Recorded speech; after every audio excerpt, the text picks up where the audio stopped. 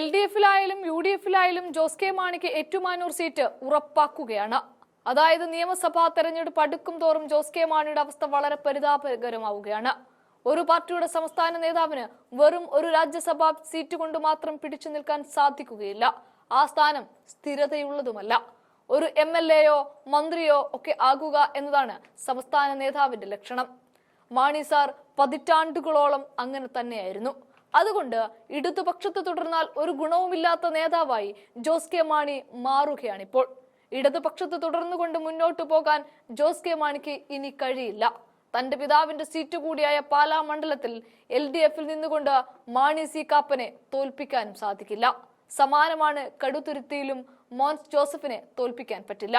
പൂഞ്ഞാറും കാഞ്ഞിരപ്പള്ളിയും ചോദിച്ചാൽ കൂടെ നിൽക്കുന്ന MLA-മാരും ഇല്ലാതാകും. കൂടെയുണ്ടായിരുന്ന കേരള കോൺഗ്രസ് പ്രവർത്തകർ എല്ലാം UDF-ലേക്ക് പോയി തുടങ്ങി എന്നുള്ളത് പുതുപ്പള്ളി ഉപതെരഞ്ഞെടുപ്പിലെയും കോട്ടയം ലോക്സഭയിലെയും ഫലങ്ങൾ ജോസ് കെ മാണിക്ക് മുന്നറിയിപ്പ് നൽകിയിട്ടുണ്ട്.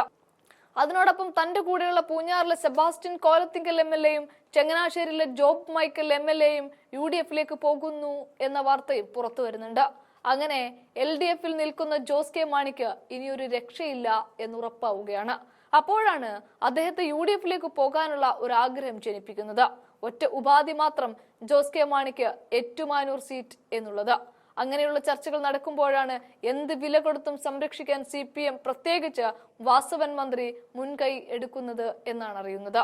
അതായത് ജോസ് കെ മാണി LDF-ൽ എത്തിയത് കൊണ്ട് മാത്രമാണ് കോട്ടയത്ത് തോൽക്കാറുള്ള വാസവൻ ഏറ്റുമാനൂരിൽ എത്തി മത്സരിച്ച് ജയിച്ചതും മന്ത്രിയായതും.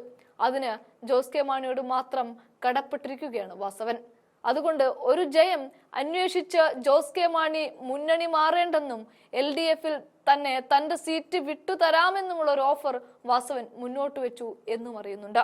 അതാണ് UDF-ന്റെ ഉപാധി അംഗീകരിക്കാൻ ജോസ് കെ മാണി തയ്യാറാകാൻ സാധ്യതയുണ്ട് എന്ന് പറയുന്നത്. അതിന് തടയിടാനാണ് CPM-ന്റെ പദ്ധതി.